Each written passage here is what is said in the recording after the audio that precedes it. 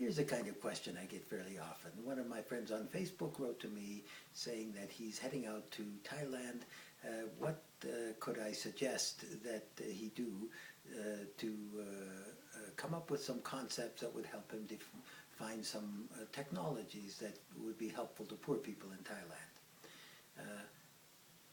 So I think the single most important thing that you need to do is, as I described in my book, start by talking to poor people themselves and listening to what they see as their problems.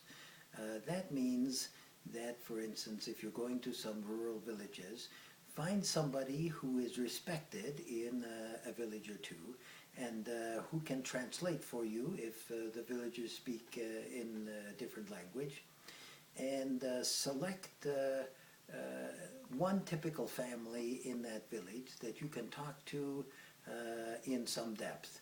Normally what I do is talk to one family for 5 or 6 hours.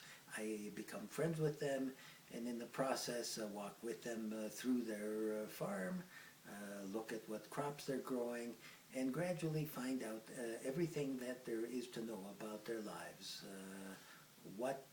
That includes things like what they had for breakfast the morning that I'm talking to them, how far their kids go to school.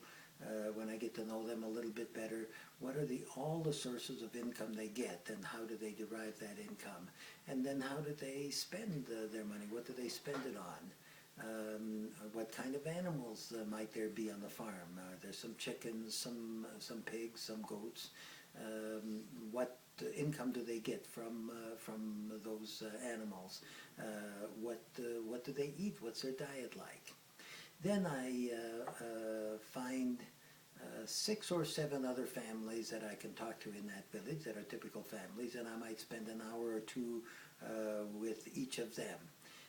I've never yet gone through a process of interviewing 7 or 8 families like this in a village without coming up with at least one transformative technology that they need that could help them end their poverty.